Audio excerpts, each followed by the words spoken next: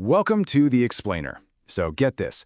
What if I told you that you can literally change your body's biology just by changing your thoughts?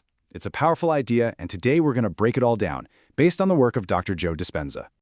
All right, so to really get into this, we're going to start with something you've probably heard of, but we're going to look at it with a little twist and explore its, lesser known but just as powerful twin. Okay, so we've all heard of the placebo effect, right? It's amazing. You take a sugar pill, you believe it's the real deal, and your body actually starts to heal itself. But have you ever heard of its evil twin, the nocebo effect? This is where it gets crazy. If you believe that same sugar pill is going to make you sick, well, it actually can. Your mind is so powerful it can make you ill just as easily as it can make you well. And that leads us right to this quote from Dr. Joe Dispenza. Every stressful thought is like a dose of a nocebo pill. Think about that for a second. Every single time you're stressed, it's like you're willingly taking a pill that tells your body to get sick. Why? Because the hormones of stress literally, and I mean literally, shut down your immune system. I mean, it's so effective that doctors actually use stress hormones on organ transplant patients. They do it on purpose, to suppress the immune system so the body won't reject the new organ. That's how powerful this is. So that begs the question, what exactly is this stress that holds so much power over us? And maybe more importantly, why is it such a huge problem in our modern world? Well, simply put, stress is what happens when your brain and body get knocked out of their natural happy balance, what scientists call homeostasis. And this usually happens when you feel like you can't predict what's coming next, you feel like you've lost control of a situation, or you just have that nagging feeling that things are about to get a whole lot worse. So when you perceive a threat, your body hits the panic button. It triggers this ancient, hardwired survival system called the fight or flight response. It's an emergency override. Instantly, your body floods with energy. Your heart starts pounding, you're breathing faster, blood is diverted to your arms and legs so you can either fight that threat or run like heck. And to do all that, your body shuts down everything it considers non-essential. Things like, growth, digestion, and even your immune system. It's all hands on deck for survival. So here's a really simple way to think about it. Your body has two main operating systems. You've got the sympathetic nervous system, which is basically the gas pedal. It's for emergencies.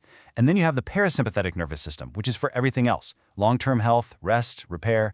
Now the problem is, when you're living in a state of stress, that gas pedal is just floored 24/7. And when that's happening, there's literally zero energy left over for your internal world, for growth and for healing. For a zebra out on the savannah, the threat is a lion. It's intense, for sure, but it's short. Once the lion's gone, the stress response switches off and everything goes back to normal. But for us, our predator is rush hour traffic. It's an argument with a coworker. It's the constant barrage of bad news. And here's the kicker. Our bodies are triggering the exact same life or death biological response to an annoying email as our ancestors did to a saber-toothed tiger. And that is the modern survival trap. The problem isn't the response itself, it's a lifesaver. The problem is that we can't seem to turn it off. And when this incredibly adaptive survival tool is always on, it becomes maladaptive. It's not good for us. Living in a constant state of emergency, well, that starts to push the genetic buttons that lead to disease, all because that crucial system for health and repair is just never getting a chance to come online. Okay, so understanding how we can make ourselves sick is one thing, but it leads to a much more exciting question, one that flips this entire problem right on its head. And here it is. If your thoughts alone are powerful enough to make you sick, is it possible that your thoughts can also make you well? If you can turn on the stress response just by thinking, can you also turn on the healing response? And according to the research, the answer is a resounding yes. Let's look at the proof. In one study, researchers took 117 people and measured two really important things. First, their levels of the stress hormone, cortisol, and second, something called immunoglobulin A, or IgA. Just think of it as your body's #1 frontline defense against bacteria and viruses. Then, for just 4 days, they taught these people how to consciously switch out of those survival emotions, fear, anger, frustration, and instead dial up elevated emotions like gratitude, appreciation, and joy. And the results? They were absolutely incredible. After only 4 days of this practice, the participants' levels of that frontline immune defense, IgA, shot up by an average of 50%. 50!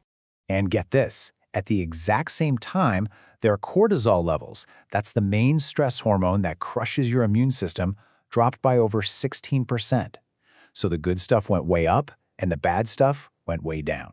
I mean, this is it. This is measurable, scientific proof. It shows that by changing your internal state, just your thoughts and feelings, you can create immediate, positive, and really powerful changes in your body's physical health. You can literally boost your own immune system whenever you want. So this empowered state, this place where you are actively, consciously improving your own biology, that's what's called living in creation. And it is the polar opposite of living in survival. So what does that actually feel like? Well, when you're stuck in survival mode, your entire world shrinks. It becomes selfish. It's all about my body, my problems, my tight schedule. But in creation, it's completely different. When you start to feel gratitude, your focus opens wide up. You become selfless. You're feeling thankful for something or someone else. You feel connected, not separate. And you stop just reacting to everything around you. Instead, you start causing an effect. You're the one choosing to generate these amazing emotions, no matter what's happening on the outside. All right, let's bring this all home. We're going to put it all together in one final clear comparison of these two totally different ways of living. So here you see the two paths that are available to us, really in any given moment. Over on the left, you've got survival. It's all about stress, feeling constricted, focusing only on what's familiar and safe. This path is constantly yanking our bodies away from their natural balance, and that leads straight to breakdown and disease. But look at the right. That's the path of creation. It's all about expansion, repair, and health. It's about consciously choosing those elevated emotions that guide our bodies back to balance and seeing the unknown not as a threat, but as an adventure. And so ultimately, it all comes down to this one question for you. Which state are you choosing to live in today?